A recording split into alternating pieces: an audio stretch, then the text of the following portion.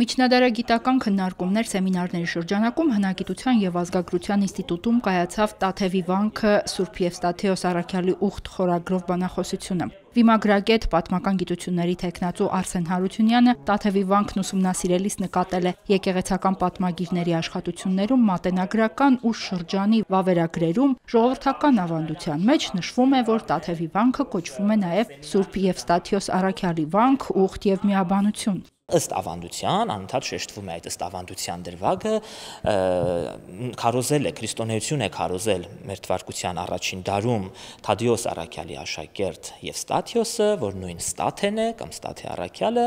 եւ նահատակվել է հենց այդ Սյունյաց աշխարհում Տաթևի վանքի մոտ, որտեղ հետագայում վանք է հիմնադրվել, այսինքն նրա նշխարների վրա ձևավորվել է Տաթևի վանքը, նշանավորվել որպես Տաթևի վանական համալիր։ Հետազոտողն ուսումնասիրելով ավանդության ակունքները նկատում է, որ Սյունյաց պատմագիրը Ստեփանոս Օրբելյանը ոչ մի տեղ եւ ոչինչ չի հիշատակում Եվստաթիոս Առաքյալի մասին։ Մինչդեռ փոխարենը ամենայն մանրամասնությամբ նկարագրում եւ շարադրում է Տաթևի վանքի պատմությունը, սրբոց մասունքների ամփոփումը վանքում, որ բերում են Սյունյաց եպիսկոպոսները Կեսարիայից եւ Հռոմից, նաեւ այն, որ Հռոմից բերվում եւ գլխավոր տաճարի հիմքերի տակ ամփոփվում են Պողոս եւ Պետրոս առաքյալների մասունքները, իսկ գլխավոր եկեղեցին նշանավորվում է որպես Սուրբ Պողոս Պետրոս առաքյալների տաճար։ Այստեղից պատմական եւ վիմագրական հետազոտությունն ու գիտական փնտրտուքը վերածվում են հետաքննության պարզելու, թե ով է Եվստաթիոսը, ինչպես է հայտնվել հայկական հիշատակարաններում եւ Տաթևի վանքի ստեղծման ավանդության մեջ։ Ուսումնասիրությունը պարզում է, որ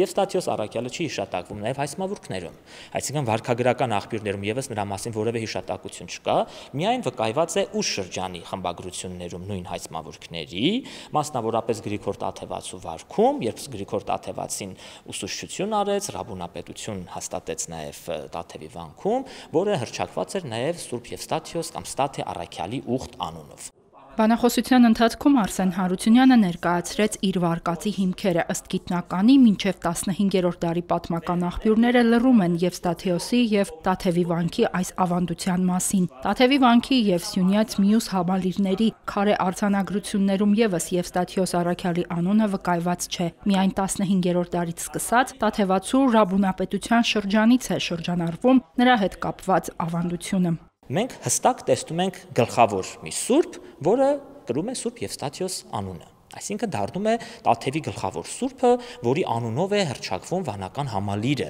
ոչ միայն գլխավոր եկեղեցին, քանի որ գլխավոր եկեղեցին հանկարծ սկսում է կոչվել միայն առաքելոց, բացարձակապես մենք որևէ աղբյուրում չենք կարող գտնել Պողոսի եւ Պետրոսի անունները, այսինքն սկսում է կորել, ասպարեզից դուրս մղվել Պողոս Պետրոս առաքյալների անունները եւ ասպարեզ է գալիս 15 եւ հետագա դարերում Ստաթեն կամ նույն Եվստաթիոսը։ Արսեն Հարությունյանը դավանաբանական մի հետաքրքիր խնդրով է բացատրում Եվստաթիոս Առաքյալի ավանդության ձևավորումը։ Նրա կարծիքով պատմիչները զգուշացել են ունիթորական ահագնացող շարժումից, դրա մեջ մեր եկեղեցու համար վտանգ տեսնելով։ Կիլիկիայում կաթոլիկները հաջողությունների էին հասել, Նախիջևանում հիմնվել էր Քրնայի կաթոլիկ աթոռը, որը իր միաբանների ու միսիոներների միջոցով փորձում էր կաթոլիկություն տարածել հայերի մեջ։ Սա պիտի պայմանավորել կաթոլիկ այդ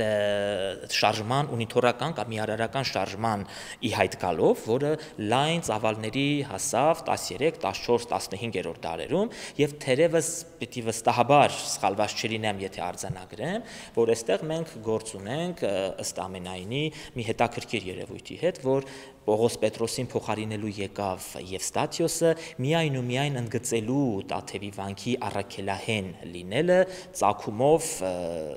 ստեյության Թադեոս առաքյալից, ոչ թե բնականաբար Պողոսը եւ Պետրոսը նույնպես առաքյալներ էին, բայց այստեղ պիտի հաշվի առնենք Պողոս Պետրոսի կաթոլիկ եկեղեցու առաջադեմ առաքյալներ լինելու հանգամանքը։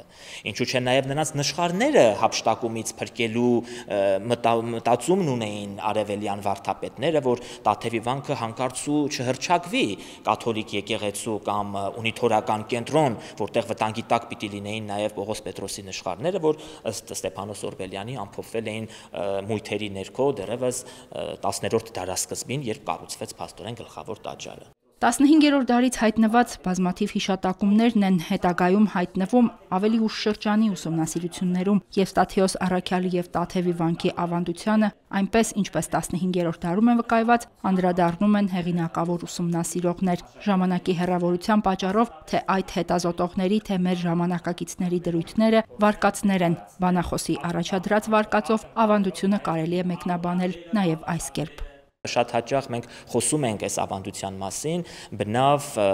հատուկ ուշադրություն չդարձնելով երևույթի խորքում ինչ կա թաքնված։ Փաստորեն այստեղ մենք գործ ունենք կրոնական, շատ լուրջ դիվանագիտական քայլի հետ, եւ թերևս հենց այդ դիվանագիտության շնորհիվ է, որ եւ Ստեփանոս Օրբելյանը եւ նրա շարունակողները, իդեմս Գրիգոր Տաթևացու, կարողացել են ուղղափառ պահել, ճշմարիտ պահել հայ առաքելական եկեղեցու դավանանքը, որպիսին եւ վկայված է Տաթևի վանքի Ստեփանոս Օրբելյանի անվանակիր զանգերից մեկին, որը ձոնված է Ստեփանոս Օրբելյանի հիշատակին եւ որտեղ Ստեփանոս Օրբելյանը հիշատակվում է իբրև հայ եկեղեցու դավանանքը ուղղափառ պահողներից մեկը։